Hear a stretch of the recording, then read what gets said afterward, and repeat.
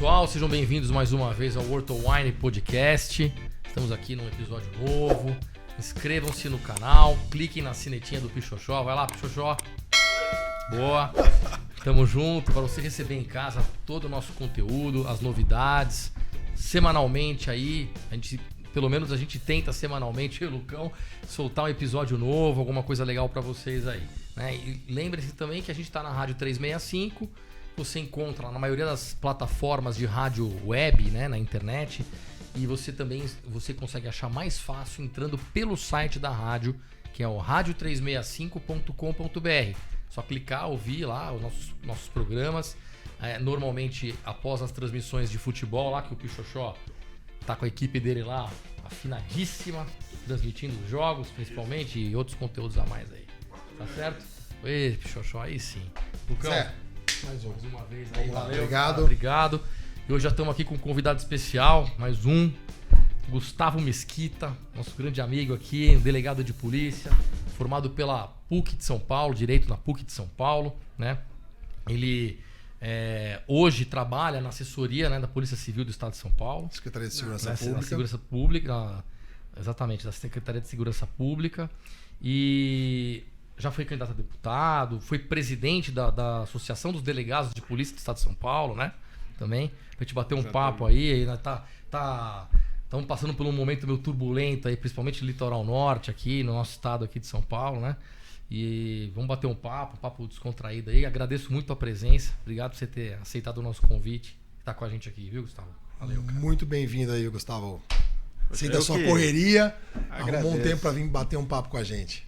Pois como dizia meu avô, para os amigos a gente sempre tem que achar um tempo, né? Por mais Obrigado, cara, atribulado que nós estejamos, e todos nós estamos, né? Cada qual na sua função, mas para os amigos a gente sempre tem que ter tempo.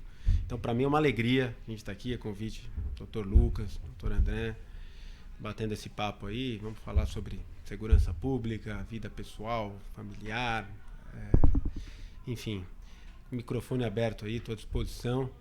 E um prazer, de verdade, estar aqui no World of Wine. Dr. Lucas, que é o meu médico, né? Tenho muita gratidão, muita confiança. Responsável por cuidar da lataria aí. Então, se a lata não tá boa, a culpa é do Dr. Lucas. Funileiro. Não é ninguém. Não, mas tá bem, pô. Tá bem. Pô. Enganando. Tá super bacana. Pô, que legal, meu. Bom, vamos começar, né, conversando com a história justamente desse ponto que tá pegando a gente aí. Cara, como é que tá essa loucura aí? Conta pra gente um pouco aí, Gustavo, essa história do Litoral Norte que eu sei pelo que eu vejo na mídia, né, pelo que a gente lê em mídia, tal, que teve um assassinato de um policial da rota, né? Sim. E aí, acho que esse foi o estopim de tudo, começou essa confusão toda. Como é que tá isso? Que você consegue esclarecer um pouco melhor, o pessoal entender também? Certo. Por favor, cara. Lamentavelmente, recentemente, acredito que todos aí já se depararam com as notícias que estão em voga aí na mídia.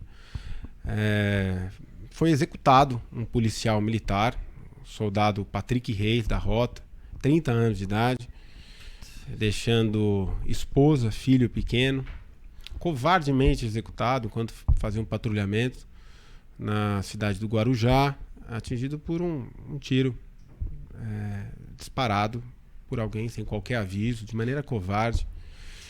E a partir daí, naturalmente, de maneira legítima, as forças policiais do estado de São Paulo iniciaram uma operação para identificar, prender e encaminhar os responsáveis por esse crime à justiça. É a Operação Escudo. Essa operação é uma operação conjunta da Polícia Civil e Polícia Militar, que está sendo ainda realizada lá no Guarujá. 30 dias, né? Parece que vão ficar lá. Não tem um prazo determinado. Mínimo 30. Pode se estender mais, de acordo com a necessidade. E durante essa operação, além da identificação desses indivíduos, os criminosos responsáveis por esse crime, está sendo também realizado uma operação de combate ao tráfico no local, que infelizmente atingiu níveis alarmantes nas comunidades lá do Guarujá. Guarujá é uma cidade que tem uma topografia muito crítica até muito parecida com a do Rio de Janeiro, que propicia a formação de estados paralelos dominados pelo crime, pelo tráfico, nos morros, né, ali dessas comunidades. E ao decorrer dessa operação, já foram até o presente momento realizadas 316 prisões, todos indivíduos procurados pela justiça, indivíduos perigosos, quase 1 tonelada de entorpecentes apreendidas, diversos armamentos, inclusive armamentos de guerra, fuzis, armamentos de alto calibre.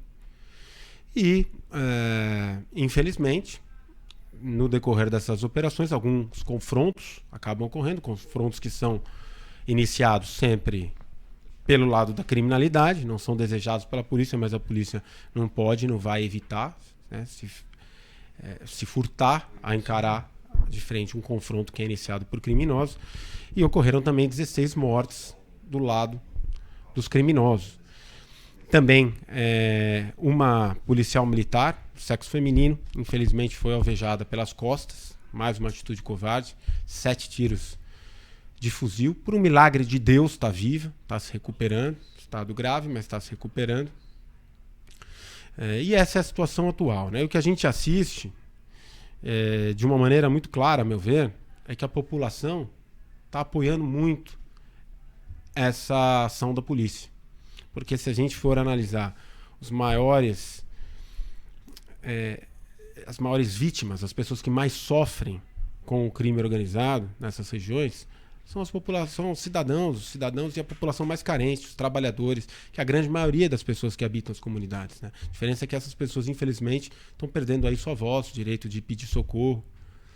Então, cada vez mais enclausuradas. Essas ali, pessoas, né, apoiam a polícia, agradecem a polícia, porque a polícia está lá para defender a população.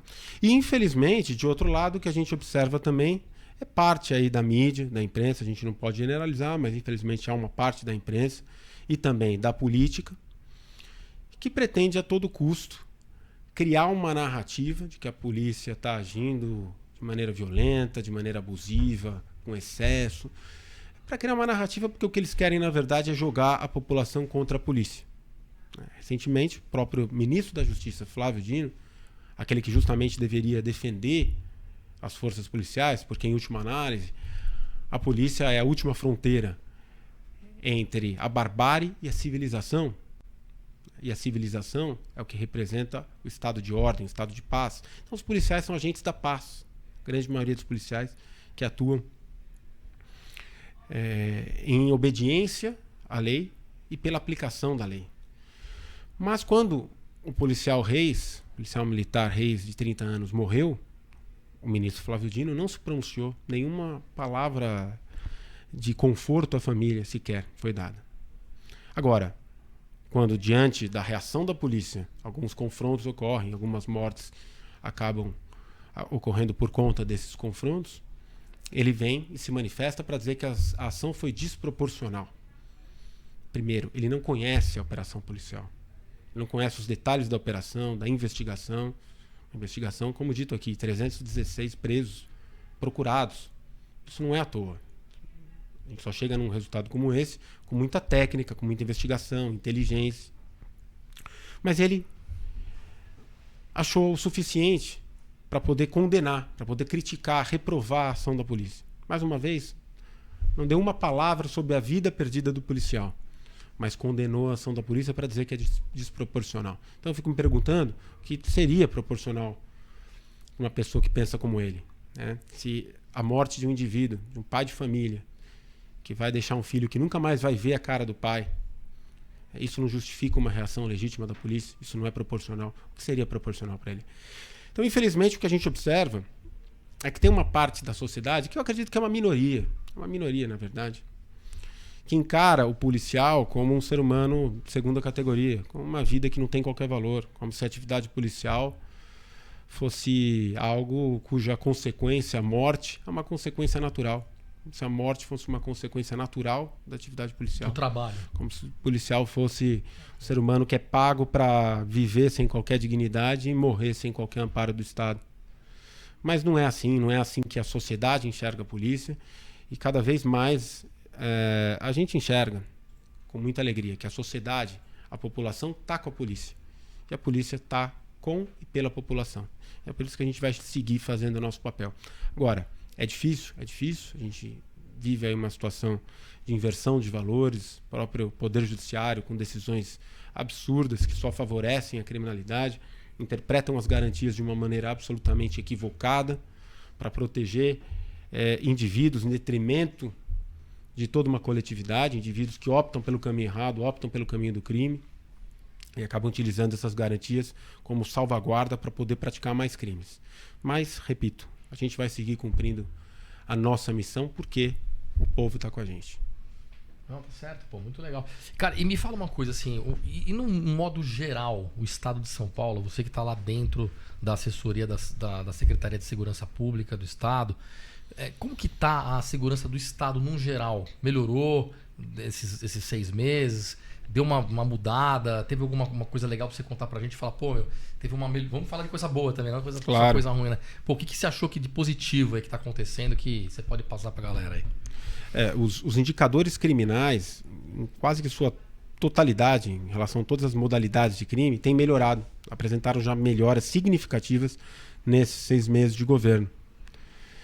O centro da capital de São Paulo, que a gente sabe que é uma situação super difícil, crítica, por conta da Cracolândia, os moradores de rua, e aí envolve uma atuação não só policial, mas é um conjunto de políticas públicas envolvidas, relacionadas à saúde, habitação, assistência. Complexo. Tudo isso tem que ser utilizado também, aplicado, e o governador Tarcísio tem uma força-tarefa para isso. Mas na parte policial, a gente tem apresentado resultados bastante positivos, né? A presença policial está muito maior. O secretário Derrite tem deslocado um número cada vez maior de policiais para patrulhar a região do centro. Então, a presença estatal está se fazendo sentida de uma maneira mais evidente.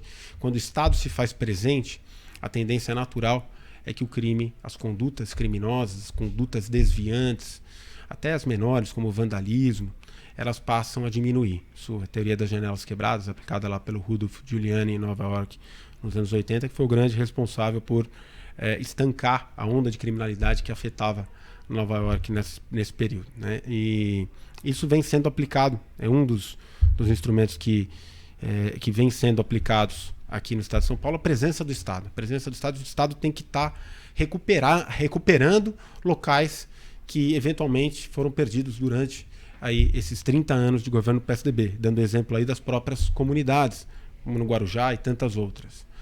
Infelizmente, nós vivemos um período aí de 30 anos de governo que preferiu empurrar com a barriga o problema do crime organizado, empurrar para debaixo do tapete.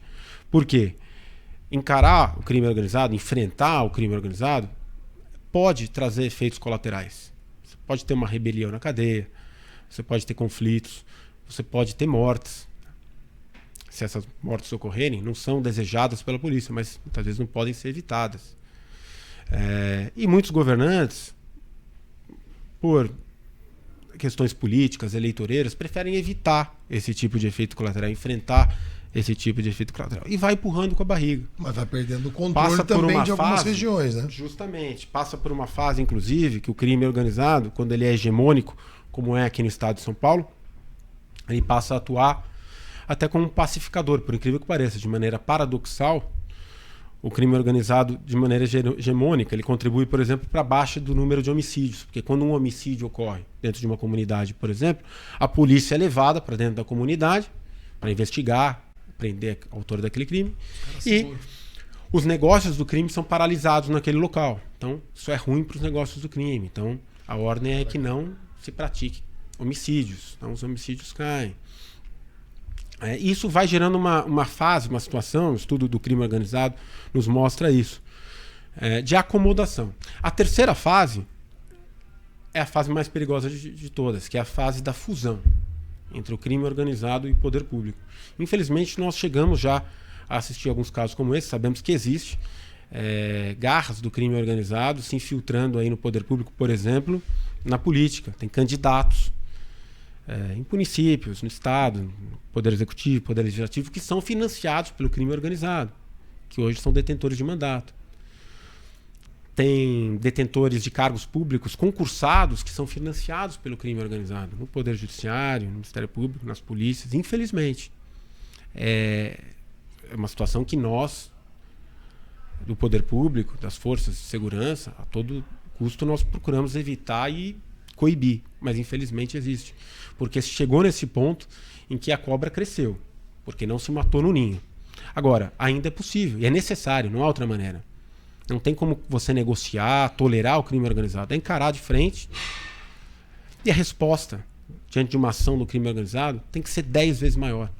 A resposta do Estado tem que ser efetiva para não deixar dúvidas em quem é que manda no nosso Estado. É o poder público.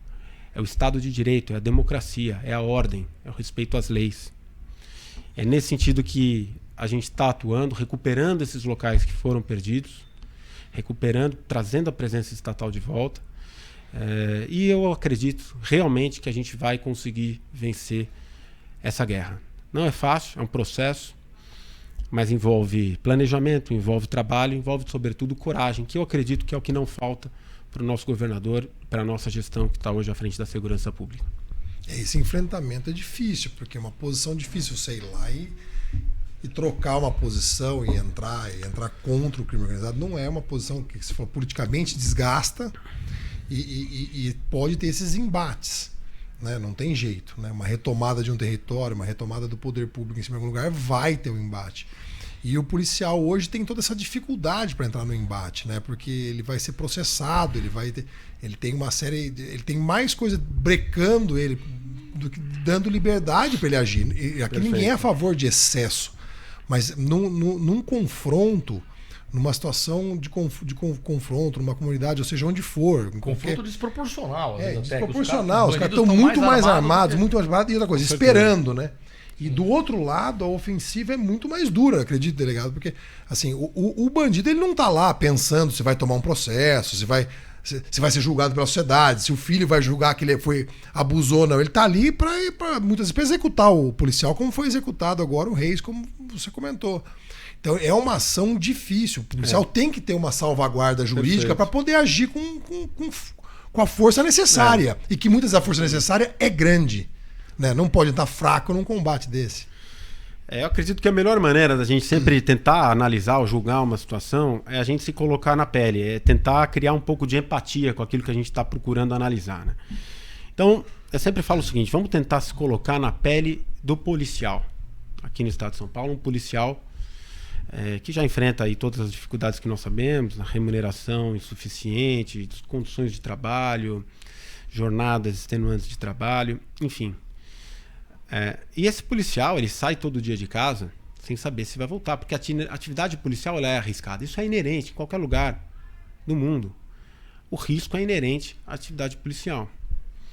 E aí vamos imaginar esse policial que está, por exemplo, patrulhando uma região de risco, está se aproximando para fazer uma incursão dentro de uma comunidade, como no Guarujá. E ao chegar dentro da comunidade, ele começa a escutar tiros de fuzil. O que uma pessoa normal, um ser humano médio faria numa situação como essa? Você vira as costas e corre o mais rápido possível. Tiro de fuzil é um negócio que quem já escutou não deixa dúvida. Nem o colete segura o fuzil. Parece um tiro de canhão. Nem o colete segura o fuzil, né? O colete não segura. Um colete convencional não segura fuzil. Não né? segura fuzil. Nem o colete à prova de bala segura o fuzil. Justamente. Então é uma arma de alto potencial energético e com um potencial danoso imenso. E aí ele começa a escutar tiro de fuzil. O ser humano médio, ele vira as costas e vai embora. O policial não. Ele segue, ele vai atrás. Só que ele tem que ir atrás. De que maneira? Vai levar um buquê de flores? Você vai chegar dentro de um lugar como esse com alguns livros para distribuir, como alguns... Não é por aí, infelizmente. Então, o policial tem que chegar respondendo a essa agressão com uma atitude de força 10 vezes maior.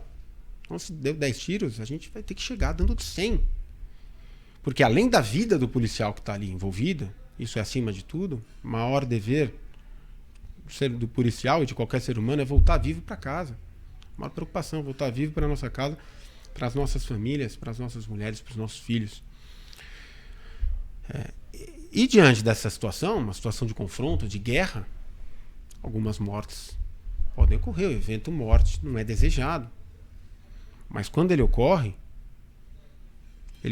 porque foi iniciado pelo outro lado, pelo lado do crime. E o policial tem que responder à altura. Então aí, como dito, na situação do Guarujá, foram 15 mortes, 16 mortes do outro lado, uma morte lamentável do lado da polícia, do lado da civilização, do lado do bem, do lado da lei. E aí a gente vê novamente alguns jornalistas, pseudo-jornalistas, eu diria, falam, olha, foi desproporcional, porque o outro lado morreu 16. Então, se tivesse morrido 16 policiais contra 16 ou 15 policiais, não, agora está equilibrado. Então tá tudo bem. Não é assim. Não é para equilibrar. Porque a gente está lidando com lados muito definidos. Você tem um lado que está lá para defender a sociedade, defender a lei, a ordem, a paz.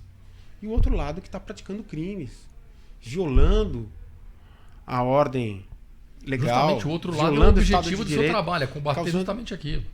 E causando danos à sociedade. Mas tá difícil mesmo. Então, infelizmente, aí partindo até para um pouco da sua pergunta, que é muito oportuna, doutor, né, essa questão da insegurança jurídica. Vamos colocar, voltando lá na questão da empatia, vamos colocar na pele desse policial que enfrenta situações como essa o dia todo, todos os dias. E aí ele atua numa situação, enfrenta o criminoso, protege a vítima, consegue salvar a sua vida, mas ao final ele passa a ser julgado.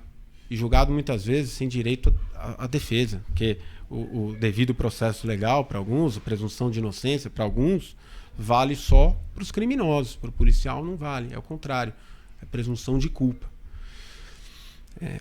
Então, chega um momento que esse policial, que é mal pago, condições de trabalho insalubres, jornada de trabalho extenuante, risco de vida constante, e quando ele atua, ele ainda é julgado e condenado, eu temo que chega uma hora que esse policial vai cruzar os braços. Agora, é importante a gente frisar, o policial segue atuando. As forças policiais aqui do estado de São Paulo são entre as melhores do país, porque nós temos policiais altamente vocacionados, abnegados, comprometidos com o nosso juramento e a nossa missão. E a gente vai seguir cumprindo porque a gente sabe que a sociedade está do nosso lado. Mas é cada vez mais importante a gente ter esse apoio da população.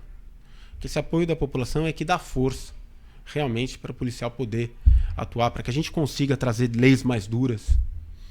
Fundamental, né? O Brasil optou por um modelo em que nós temos muitos privilégios, muitas garantias processuais. Se a gente analisar o nosso processo penal, vamos pegar a situação aí do indivíduo que é preso por uma situação de roubo a celular.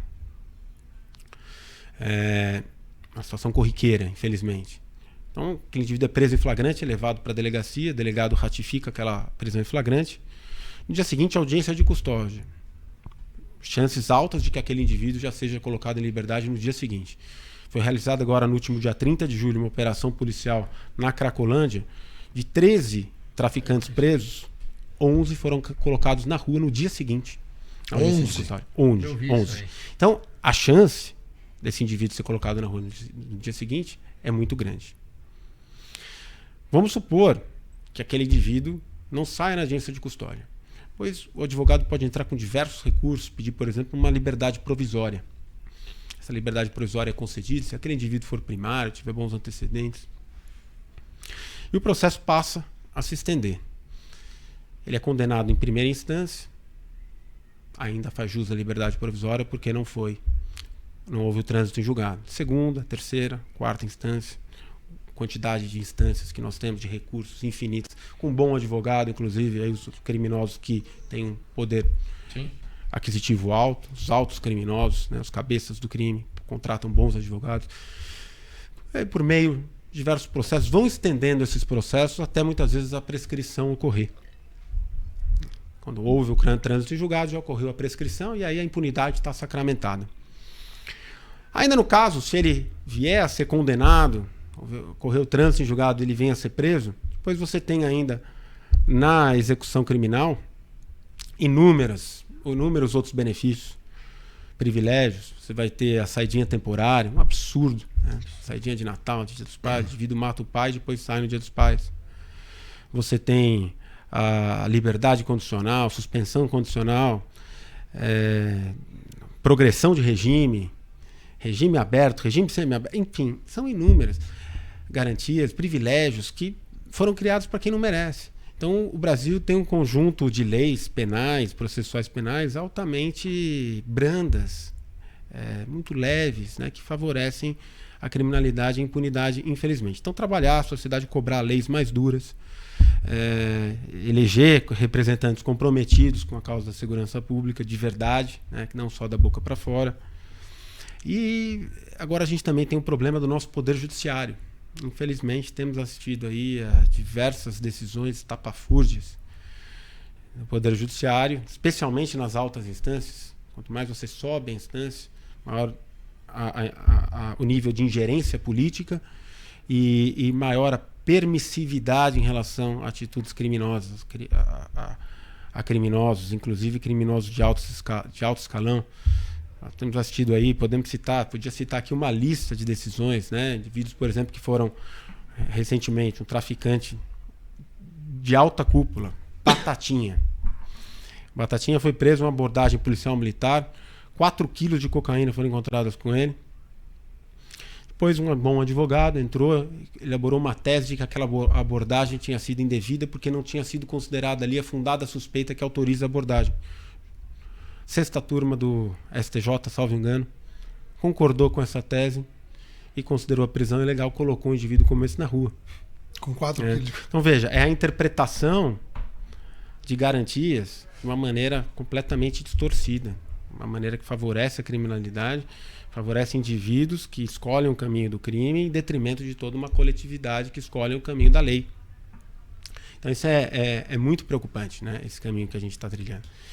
E o que me parece é que essas pessoas, esses outros magistrados, com todo respeito, não generalizando, mas muitos deles simplesmente não conhecem a realidade nua e crua do nosso país, a realidade da grande maioria do nosso povo, né? Um povo que sai do trabalho 5 horas da manhã, pega 2, 3 conduções, volta para casa tarde da noite, compra um celular que muitas vezes não terminou de pagar e tem o seu celular roubado, furtado. Para algumas pessoas isso é um crime de menor importância, que roubou para tomar uma cervejinha. Absurdo. E essas pessoas é que estão, na verdade, à mercê, porque estão muitas vezes na mão de pessoas que tomam decisões como essa, totalmente desconectadas da realidade, porque estão acostumados a uma vida de gabinete, de ar-condicionado e não conhecem a realidade do nosso país. Isso passa na mão também, obviamente, dos políticos que nós estamos escolhendo aí pro dia a dia. E você encarou uma empreitada aí o ano passado, saiu candidato a deputado. Como é que você sentiu? O que você achou? Deputado que é federal? Estadual. É. Como é que você sentiu a candidatura, a ir para a rua, a pôr tuas propostas? Eu sei que tuas propostas são muito embasadas na segurança pública, que é a tua área de atuação da tua vida, né? Como é que você sentiu? Como é que foi essa experiência aí, candidato a deputado? Foi uma baita experiência. Eu fui candidato a deputado estadual por um motivo, né? Porque a grande bandeira que eu decidi lutar na minha vida é a segurança pública. Falo que o tripé na minha luta é segurança, família e liberdade. Uma está completamente conectada à outra. Segurança, para mim, é um instrumento pelo qual a gente tem a verdadeira liberdade. Liberdade, para mim, é o bem maior do ser humano. Aquilo que nós somos premiados quando nós nascemos por Deus, é a nossa liberdade, o nosso livre-arbítrio. E quando a gente perde a nossa segurança, a gente perde a nossa liberdade. Perde a nossa liberdade de viver, de ter aquilo que a gente quer, de ir onde a gente pretende, de ter paz e tranquilidade com a nossa família. Então, segurança para mim está dentre os bens mais especiais, valorosos que nós temos na nossa sociedade. Foi a bandeira que eu decidi lutar. E a segurança, por definição constitucional, ela é uma atribuição do Estado federativo. Então, por conta disso, eu acredito que como deputado estadual eu poderia, dentro dos meus projetos, das minhas propostas, algumas das quais eu criei ao longo de 6 anos como presidente da Associação dos Delegados do Estado de São Paulo, São propostas que eu tenho, projetos que eu tenho ainda, né? E quando você tem um projeto, quando você tem realmente uma missão, um propósito, você chega num momento que a política ela se descortina quase que de uma maneira automática e natural, como uma consequência, né, necessária para você levar adiante essas propostas, aquilo que você quer mudar na sociedade. Então, foi nesse sentido que a política apareceu para mim, uma necessidade, uma consequência para levar adiante os meus projetos. E então fui candidato no ano de 2022 a deputado estadual. Minha primeira candidatura, né, sem experiência, sem recurso, uma campanha humilde, mas com muita verdade, rica em verdade, né? E graças aos amigos aí do boca a boca, uma campanha entreguei realmente de corpo e alma, fiz o que pude, conquistei 17.514 votos, que eu me orgulho muito. Muito. Né? É claro que no momento ali a gente espera sempre o resultado, a gente luta pelo resultado, pelo objetivo final que era a eleição, não veio, você fica um pouco frustrado, mas depois o saldo final para mim foi muito positivo, né? Tive um conhecimento ainda maior da realidade, andei por diversos lugares, ouvi muitas pessoas, conheci pessoas fantásticas, as decepções foram muito menores do que as boas surpresas que eu tive, as boas amizades que eu conquistei, então foi um saldo muito positivo. E vamos ver, né, o que Deus me prepara. Então, você não sabe ainda. Olha, realmente tem um ditado que fala, né? Quando você entra na política, você sai da política, mas a política não sai de você. De certa maneira, eu acho que faz sentido, porque, pelo menos dentro da maneira correta que eu penso de encarar a política, que é um instrumento. A política, na verdade, ela é um meio. Ela não encarar a política como um fim em si mesmo, cargo, pelo status, pelo dinheiro, que se for dentro da honestidade, política não dá dinheiro. Se é um político que ganhou dinheiro dentro da política, tem alguma coisa errada. Mas, na maneira correta, a política é um meio, é um instrumento para você ir mais longe naquilo que é a sua missão. Quando você tem essa missão, a política continua sendo essa alternativa. Então, continua sendo para mim uma alternativa, um instrumento, e eu estou avaliando aí os próximos passos. Curiosidade, quantos votos precisaria para ter sido eleito? Para deputado estadual, no meu partido, em torno de 45 mil votos. Ficou bem, pô. Metade. Metade. Eu acredito que foi. Se a gente pensar realmente 17.514 pessoas saíram de casa imensa. Com você dentro do coração para apertar lá o meu numerinho, né? Você tá começando agora. Eu sou muito grato, né? Todas as pessoas que confiaram. Até hoje é muito legal. Às vezes você está num lugar qualquer, às vezes num restaurante, por exemplo, alguém se aproxima e fala: você não é o Gustavo Mesquita? Só sou eu. Pô, eu queria dizer que eu votei em você, né? Conheci seus projetos, alguém me falou, gostei, acreditei e votei. Então, isso não tem preço, né? Se contar com a confiança de alguém é muito, muito legal e faz a gente ter vontade de seguir, a motivação para a gente seguir lutando, trabalhando ainda mais. Cara. E você foi presidente da Associação dos Delegados do Estado de São Paulo, né? Fui. É mais fácil ser candidato a deputado ou presidente da associação? Olha, eu vou te dizer onde você tem mais pressão? Cada função tem seus espinhos, viu? Porque, como tudo, né? Na verdade, cada profissão, cada trabalho, é assim que tem que ser, né? Se for muito fácil, tem alguma coisa errada. Na verdade, isso é uma premissa que eu acho interessante a gente ter em mente, né? A vida é dura, a vida traz obstáculos, faz a gente sair da zona de conforto e tem que ser assim mesmo. Eu fui presidente da Associação dos Delegados de Polícia do Estado de São Paulo, fui eleito em 2017. É a maior e mais antiga associação de delegados do país, né? Conta com 3.000 delegados associados, vai completar esse ano 75 anos de história. E falar um pouco desse processo, tentar abreviar um pouquinho. Mas eu ingressei como delegado em 2008. Quando eu ingressei, jamais imaginei ser presidente da Associação dos Delegados, porque eu acredito que sou um policial vocacionado, tenho vocação, amo a minha profissão, amo ser delegado de polícia, amo a atividade policial e assim eu sempre pensei em exercer até o fim da minha vida. Mas, já desde a época de academia de polícia, me deparando aí com as dificuldades que os policiais, no meu caso, policiais civis enfrentam, em relação à falta de valorização, descaso, falta de estrutura, de reconhecimento, uma série de dificuldades.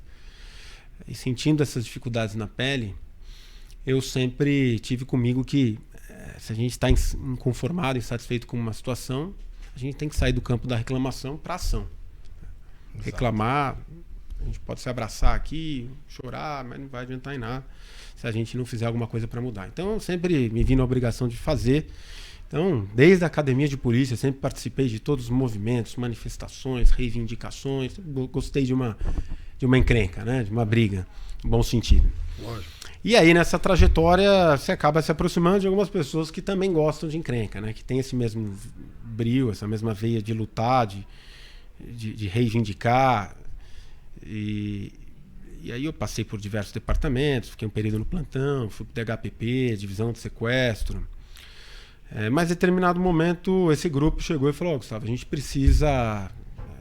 entende que a gente precisa aí da força da associação. A gente tinha um grupo que a gente fazia movimento, chamava Nova Polícia Judiciária, tinha lá uma carta de princípios, mas pensaram que a gente precisava ter associação, porque a associação dá uma força, uma legitimidade de agir, inclusive processual, para a gente ingressar com ações, para a gente representar, para a gente ter força no meio político, na mídia. Vamos fazer uma chapa para concorrer à associação? Eu falei, vamos lá, pô, tamo junto, pode me colocar aí meu nome, queria compor a chapa. E aí, quem vai ser o presidente? Né? Chegamos no nome, quem vai ser o presidente e tal, surgiu ali com a ideia, com esse nome. No primeiro momento eu falei, pô, que loucura.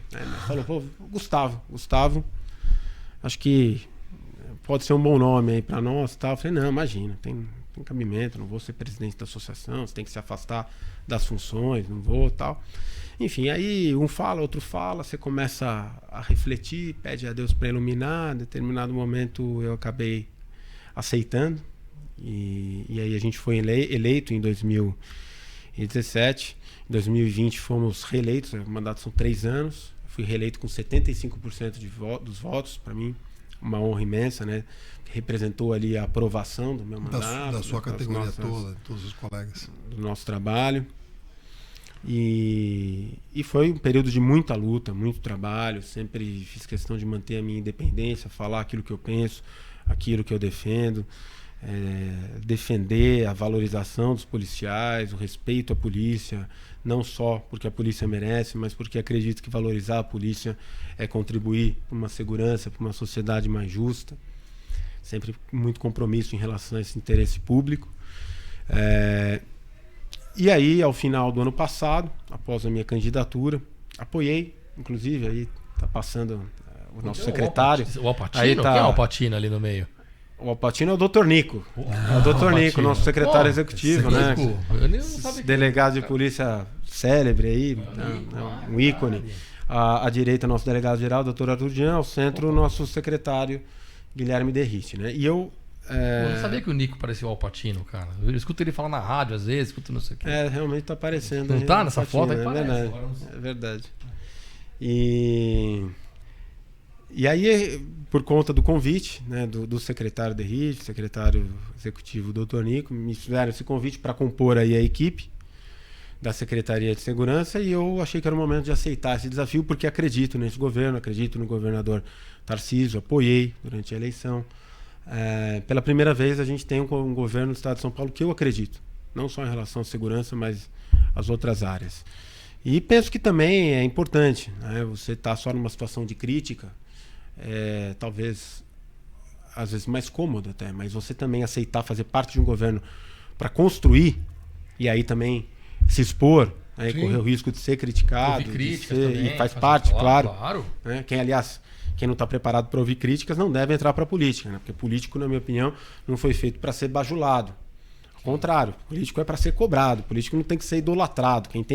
Seja quem for, um político como ídolo, acredito que está no caminho errado, não é por aí. Né? Político tem que ser cobrado e assim tem que ser, enfim. Então estou no meio aí desse time, porque sigo acreditando, acredito que a gente já caminhou alguns passos e vamos caminhar bastante aí nesses 4 anos e vamos avançar bastante aí no sentido de dar mais segurança para as pessoas aqui no estado de São Paulo. Né? Muito bom. É uma guerra. E, Gustavo, vem cá. As polícias, elas se conversam com bastante facilidade, a militar com a civil. Tem um contato bom entre as polícias? A gente, no passado, a gente escutava falar que às vezes tinha uma coisa mais ríspida entre uma polícia e outra. Eu vou dizer o seguinte, sem qualquer falsa retórica aqui. A grande maioria dos policiais civis e militares, e as outras forças policiais também, se dão muito bem. Nós conversamos, nós agimos em conjunto e temos uma união real. E a grande maioria, quando eu falo, os policiais, quem são a grande maioria? Os policiais que estão no chão de fábrica, na ponta da lança da segurança pública. E essas pessoas, esses policiais, eles simplesmente, nós não podemos nos dar ao luxo de ter divergência, de discutir, de sermos desunidos em relação ao outro policial de uma corporação distinta. Porque no fundo, nós estamos do mesmo lado, do lado da lei, do lado da ordem, lutando contra inimigos comuns, inimigos que procuram a todo tempo causar danos à sociedade. Você tem um problema, você quer a polícia, bicho. Você quer a polícia. Agora, qual polícia você quer? Na hora do e da mesma maneira o cidadão, justamente. Aí, o cidadão fala, pô, na hora do ele não vai escolher ele na hora. Sabe que é interessante, tem uma das coisas mais bonitas que eu acho da segurança pública, na medicina também, né? Assim. Mas na segurança pública não tem cor, na verdade. Não tem ideologia. Não tem partido. Quando o indivíduo está numa situação de perigo, de risco, está com uma arma na sua cabeça, ele o vagabundo entrou na sua casa, está tocando terror na sua família, ele vai chamar a polícia. Ele vai lembrar primeiro da polícia, depois de Deus. É isso mesmo. E aí ele pode não gostar da polícia, pode ser aquele cara que seja o que for, né? Não importa. Critica a polícia. Não, ele vai lembrar da polícia. Primeira coisa. E não importa se ele faz o L, se ele é Bolsonaro, se ele... Enfim. Não vai mudar nada. O policial também. O policial vai agir e vai proteger aquele cidadão. Não vai querer saber se ele é de um lado ou se é de outro. Claro. E a pessoa também que está numa situação como essa, ele não vai se importar se o policial é de um lado ou de outro, se é o L, se é Bolsonaro, não vai. É muito semelhante com a nossa profissão de médico. É a mesma coisa. Até o criminoso, você tem a obrigação, né? Pode talvez não usar anestesia, né, doutor? Aí já é tô brincando. Aí já é demais. Também dá. Fala, onde que dói? Que?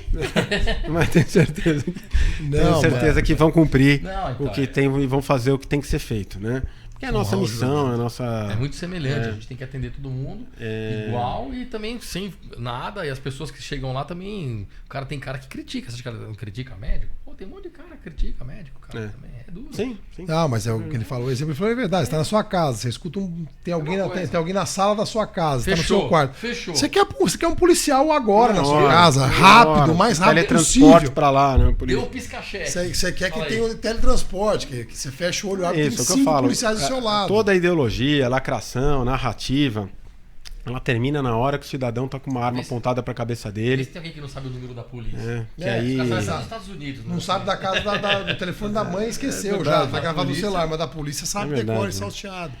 Tem um ditado que fala, né, que é a presença mais incômoda e a ausência mais sentida. É a polícia. Exato. Se não tiver polícia, não tem o que fazer. E tem muita gente que se incomoda, vai entender, mas se incomoda ter a polícia no local. Cara com uma policial com uma arma. Se é policial, ele tá usando uma arma em nome da lei, né, para fazer o bem, para fazer a lei. Agora, obviamente, como qualquer pessoa se usou de maneira indevida, e sendo policial, que seja punido com ainda mais rigor. Agora, respondendo só a questão da divergência, né, eventuais divergências podem existir. Algumas delas são até naturais. A gente tem divergência dentro da nossa casa, né, com nossos filhos, com a nossa família, com nossas esposas. Mas essas divergências têm que ser resolvidas dentro de um ambiente democrático, mantendo sempre como norte o interesse público. Agora, claro, você tem uma minoria realmente nas instituições aí que procuram avançar atribuições alheias, que tem, na verdade, uma guerra de poder aí, por vaidade, por status, né? Que pretendem alargar as suas atribuições. Mas eu acredito que é uma minoria, né? E se cada um ficar dentro do seu quadrado, cada atividade policial, polícia civil, polícia militar, nenhuma atividade é mais importante que a outra, uma complementa a outra, né? Atividade policial militar, segurança preventiva e ostensiva, policiamento que previne o crime, atua antes que o crime ocorra. E quando o crime ocorre, entra em cena a polícia civil, polícia judiciária, que realiza a investigação criminal.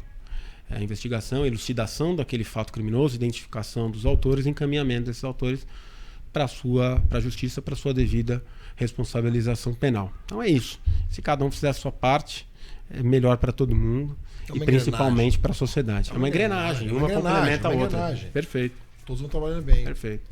E quando é que foi na tua vida, que assim, lá atrás, vamos lá na tua infância, na tua adolescência, quando é que deu o start? Você falou, cara, olha aí, ó, é isso aqui que eu quero pra minha vida. Nasci pra defender.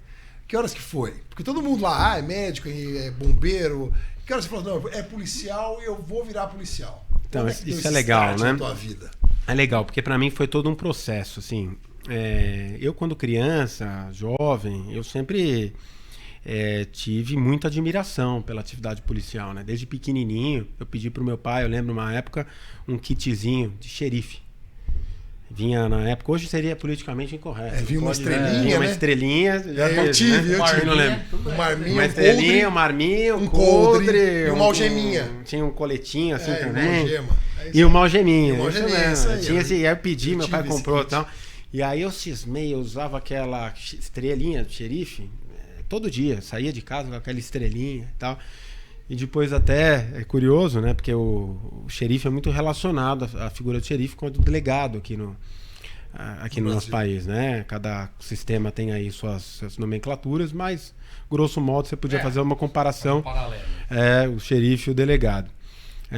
Então eu sempre tive essa admiração pela atividade policial, mas o tempo foi passando, fiz direito, porque sempre tive comigo assim, isso sempre, né? Como vocação, como propósito dentro de mim, algo que fizesse lutar pela justiça. Luta pela justiça sempre foi uma constante assim na minha vida. Então, direito. E aí, durante a faculdade de direito, eu cismei que eu queria ser advogado. Alguns motivos aí, achava que como advogado eu ia ganhar mais dinheiro, ia ficar rico. É natural também, é bem-vindo, né? Não tem problema nenhum. E realmente é uma atividade que, se bem executada, como todas as outras, né? Se você tiver vocação, vai te trazer um resultado financeiro positivo. Então eu fiz estágio aí em diversas áreas. Estágio, época de faculdade de direito é muito boa para isso, para você conhecer. Eu sempre falo aí, quem está fazendo direito está em dúvida, aproveita, faz estágio, começa, erra, volta, começa de novo. Eu estagiei em todas as áreas. A área que eu sempre gostei mais foi direito criminal, né? Direito penal. E aí, depois de formado, eu comecei a trabalhar. Trabalhei um pouco na advocacia, na área do direito penal, mas algo dentro de mim não combinava ali, dentro do meu perfil, minha característica, com a atividade de defesa criminal, que eu respeito, uma atividade que tem que existir. Tem que existir. Mas não era a minha praia. Concluí que não era para mim, não era o meu perfil. E aí, em determinado momento, né, eu tinha 25 anos, aí me deu aquela crise ali de identidade, o que eu quero, será que eu fiz a escolha certa, da faculdade certa, vou fazer. Eu falei, não, quer saber? Eu vou tirar um ano sabático, né? Hoje se fala, na época eu não falava. Vou tirar um ano, aí vou viajar. E aí tinha um carrinho, comprei uma passagem, fui para a Austrália, aproveitei para estudar um pouco mais de inglês. E lá eu fiquei trabalhando como inicialmente pegava copo, depois bartender, trabalhava num bar, restaurante. Uma baita experiência, né? Uma atividade que nunca tinha desempenhado, não tinha oportunidade, uma experiência pessoal incrível. E vivi num país como a Austrália, que é um país de primeiro mundo, onde você tem a maior contraste que eu senti de maneira imediata foi a questão da segurança. A segurança, a paz e a liberdade que as pessoas têm. Liberdade para sair de casa a hora que quiser, voltar, deixa a casa aberta. Liberdade para seus filhos, as crianças, respeito às crianças, aos idosos. E aquilo me chamou muita atenção, né? Cheguei até a considerar morar lá, tá? Fazer uma outra faculdade lá. Direito você tem que fazer uma adaptação, que é quase uma outra faculdade. Mas eu sou uma pessoa muito ligada às minhas raízes, à minha família, aos meus amigos, né? E ao meu país. Amo o meu país. Falei, não é possível. Eu não posso simplesmente abandonar, né? Fugir, sei lá. Eu não iria me sentir bem. Então eu falei, não, eu vou voltar pro Brasil e lá eu vou tentar fazer alguma coisa que eu possa fazer pelo meu país, mudar o meu país, não sei. E aí voltei pro Brasil depois de 1 ano e meio, ainda indeciso, 26 anos, morando com os pais, marmanjo, já os pais já ali, e aí, o que você vai fazer, né? Pô, tá hora extra aqui.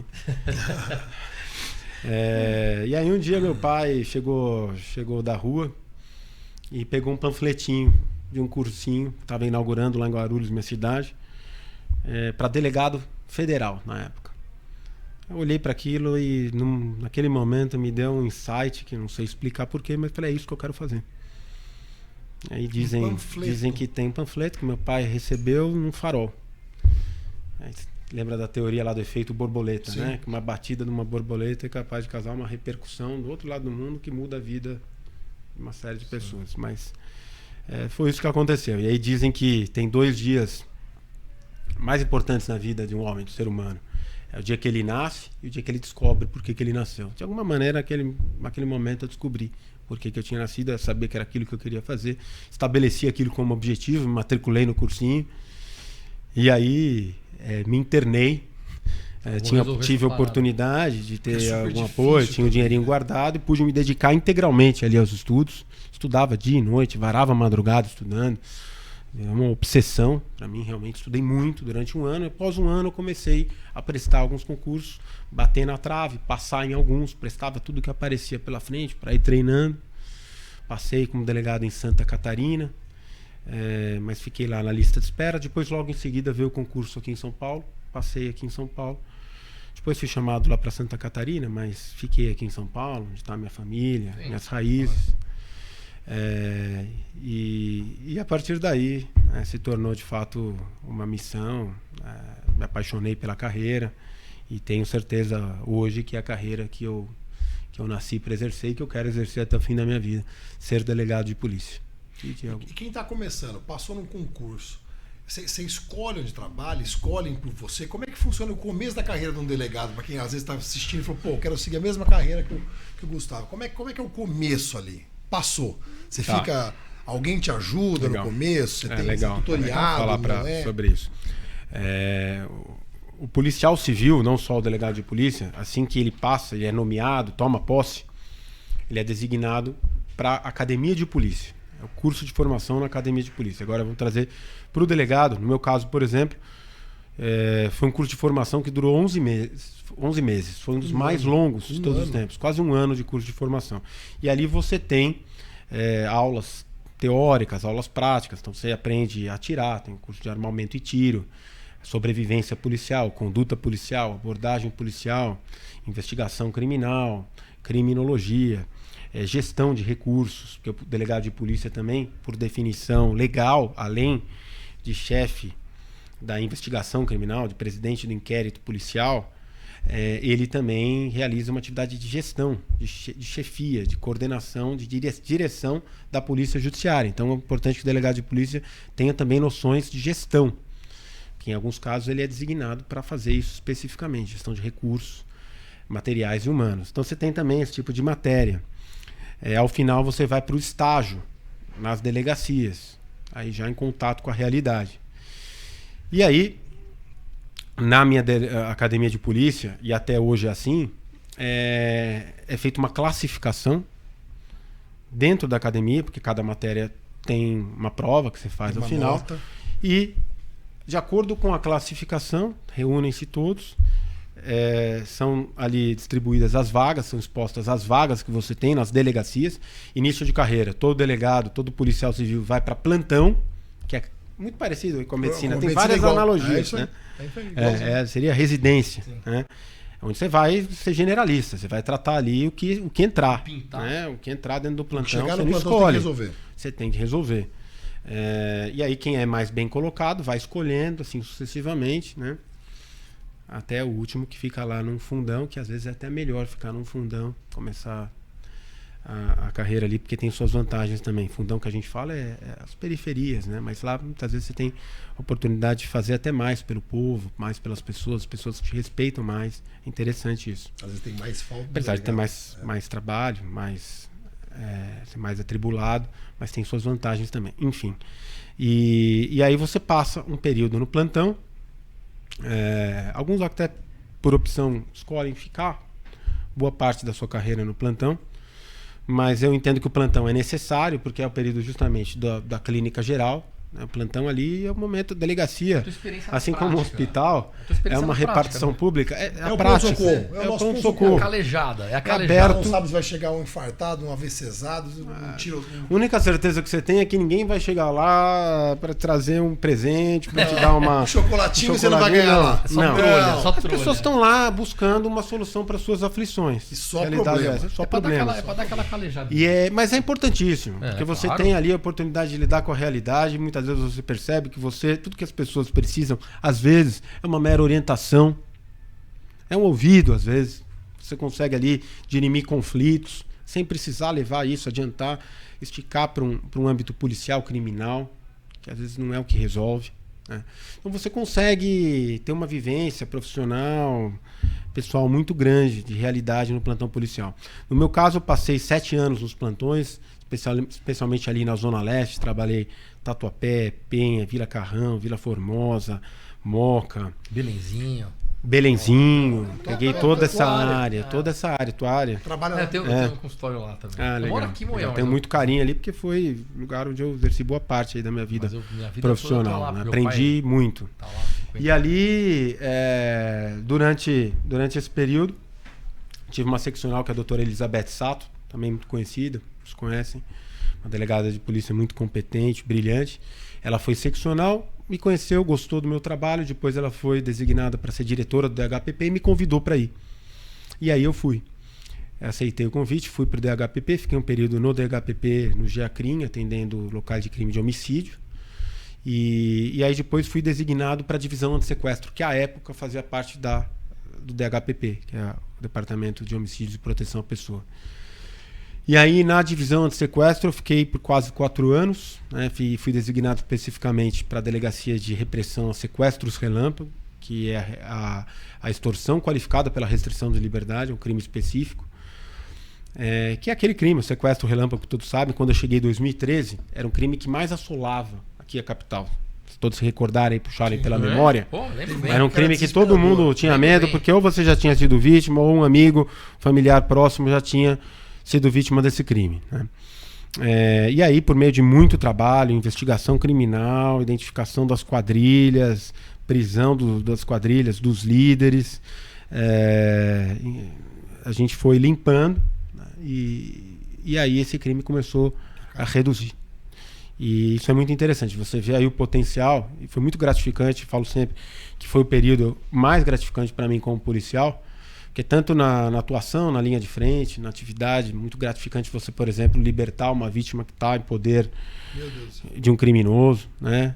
Restituir essa pessoa. Acho que é parecido, talvez, com a figura aí do médico. Os mais jovens quando aqui você de São consegue Paulo não lembram disso, mas foi uma época que recuperar foi uma febre do caramba uma isso aí. febre terrível. Puta medo que você tinha, cara. E você percebe o potencial que tem a polícia judiciária, que é a investigação criminal, quando bem feita, na redução da criminalidade. Porque o crime ele é estimulado por um binômio. De um lado, a facilidade da obtenção do lucro fácil, do proveito do crime, do dinheiro, do bem material, aliado à impunidade. Quando você tem esses dois binômios, determinada modalidade criminal cresce. Quando você começa a trabalhar, tornando aquele crime mais difícil de ser praticado, e quando ele é praticado, a chance do indivíduo ser pego é muito alta, ser pego e ser encaminhado para a prisão, e a pena ser alta, aquilo inibe a prática criminosa. Aí a importância da polícia judiciária, polícia civil. Sim. Quando um crime fica sem investigação, a mensagem que se passa qual é? Pode fazer. De que vale a pena cometer crimes. Você pegar... Eu sou professor de criminologia da Academia de Polícia. A criminologia é a ciência que procura entender as razões do crime, o que motiva o fenômeno criminal. E aí tem diversas teorias. Mas você procura entender a psique do ser humano e você se coloca no lugar dele. Então vamos pegar um ser humano que já tem uma estrutura moral e de caráter mais frágil. Que ele vem, talvez, de uma... E aí tem toda uma discussão se ele nasce assim ou não, se é um produto do meio. Essa discussão de medicina, inclusive, vocês podem falar com mais propriedade até. Mas digamos que ele vem aí de uma estrutura familiar complicada, uma estrutura com poucas oportunidades, enfim. E isso contribui para que ele tenha essa estrutura de caráter já mais frágil. E aí ele se depara na vida dele com essa alternativa. Ele começa a ver pessoas do relacionamento dele obtendo um lucro fácil por meio do crime. Ele tem a vontade de ter aquele objeto, quando adolescente, por exemplo, um tênis, tem. um relógio, uma moto, um amigo tem, porque está conquistando. E está dando tudo certo. E tá Ele livre. não está sendo preso, ele está praticando isso todos os dias. Ele vai. Há uma tendência para ele ir para lá. É quase que um estímulo para ele seguir Vai. na empreitada criminosa, né? Então, por isso, daí a importância da gente mostrar o contrário. Não. Se você praticar crimes, a chance de você ser preso, e se você for preso, você vai ficar um bom tempo preso, é muito grande. Você vai perder a sua liberdade. E no final das contas, por mais que o nosso sistema ainda seja falho, infelizmente, quem trilha esse caminho tem 2 destinos na vida. 2. É 2 destinos. É cadeia ou cemitério, são os 2 Cs, né? Então é muito triste quando a gente perde um indivíduo, um jovem para o crime, que é uma vida, uma família que se destroça.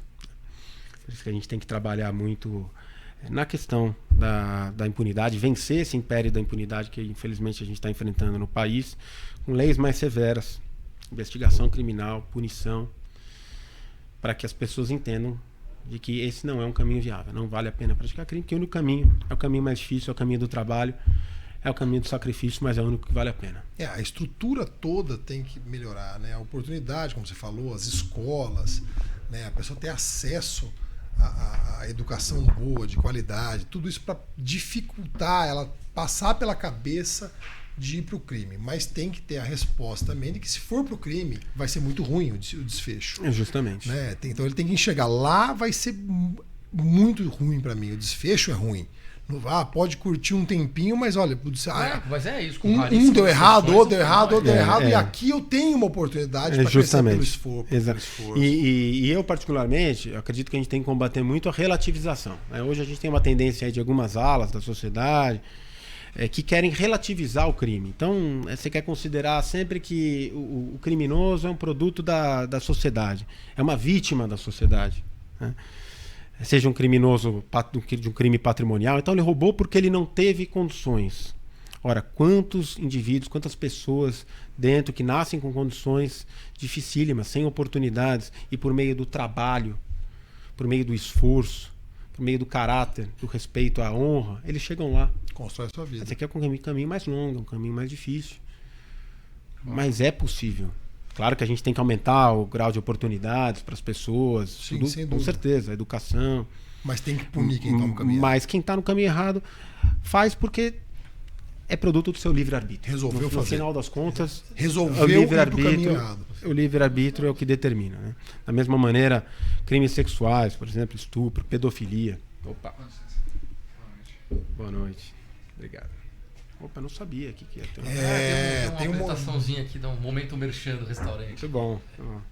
Mas é porque... que estavam com medo, pô, polícia. Não, fica à vontade, por favor, não. Pelo contrário, aqui eu só vou agradecer. Todo mundo aqui vai ser investigado no final, pode ficar tranquilo. Não, pelo contrário, só vou... No final que nós vamos investigar todo mundo. Todo mundo vai ter que puxar a ficha aqui, ó. Tô servindo assim com tanto carinho, vou até deixar meu telefone, qualquer necessidade, vocês me procuram.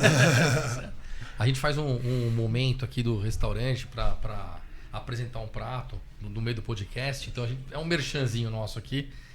O pessoal de casa já sabe que a gente grava sempre aqui no Mozafiato Osteria, na rua Diogo Jacome 361, na Vila Nova Conceição, em São Paulo. Estamos aqui, como sempre, e hoje a Amandinha vai apresentar pra gente um prato especial aí, que nós vamos ver, que isso é surpresa até pra mim, não tô nem sabendo. Né? Trouxe o nhoque La Sorrentina, que é o nosso nhoque com nossa massa artesanal, molho pomodoro, manjericão e mussarela de búfala.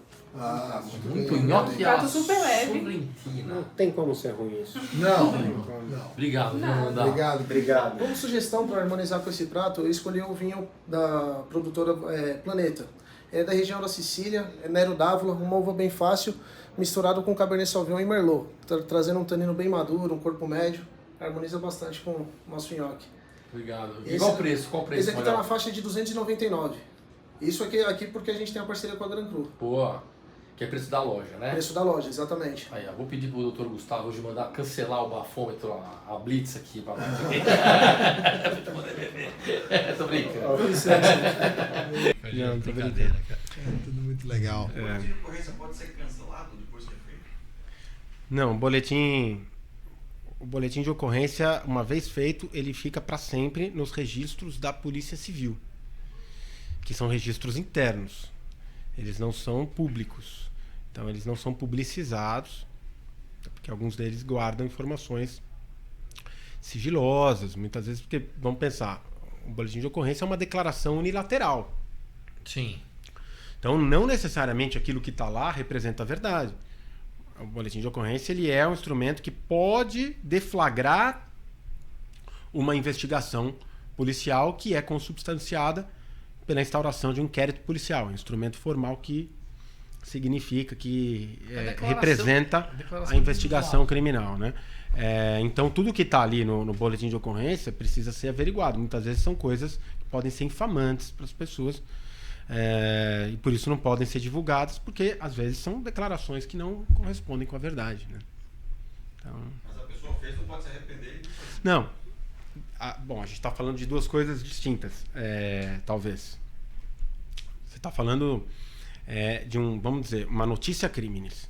Uma notícia de um crime. Porque, na verdade, o boletim de ocorrência, ele é isso. Ele é a notícia de um crime que vai demandar a instauração de um inquérito policial, que é a investigação policial.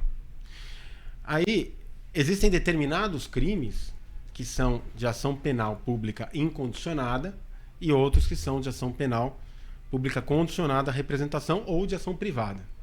O que é isso? Determinados crimes, os incondicionados, furto, roubo, a grande maioria dos crimes mais graves, homicídio, estupro, sequestro, estelionato,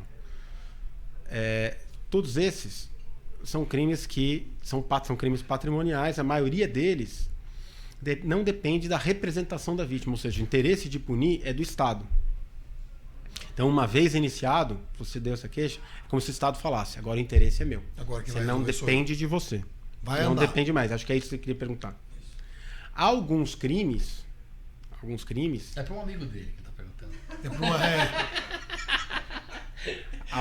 uma... Alguns crimes, vou dar aqui um exemplo, por exemplo, uma ameaça. Uma ameaça é um crime de ação penal condicionada à representação. A injúria, por exemplo, é um crime de ação privada, que aí depende do indivíduo contratar um advogado para fazer a queixa-crime, a denúncia. Agora, no caso da ameaça, por exemplo, ele se procede mediante representação. Então a vítima tem que ir lá, ela tem 6 meses, depois que ela souber quem é o autor do crime, ela tem 6 meses para representar contra aquela pessoa. Uma vez iniciado, aí o Estado passa a assumir.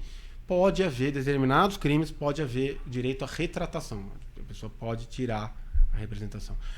A ideia por trás disso é que determinados crimes graves, eles ultrapassam a esfera da vítima.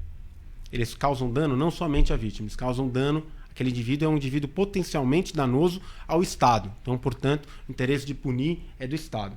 Outros crimes, vamos pensar justamente a injúria. Ele atingiu a sua honra pessoal. É personalíssimo.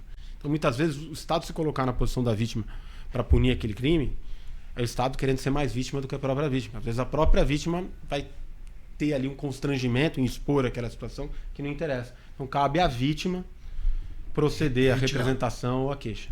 Ou arrepender, pode retirar. Muito legal. Muito bom.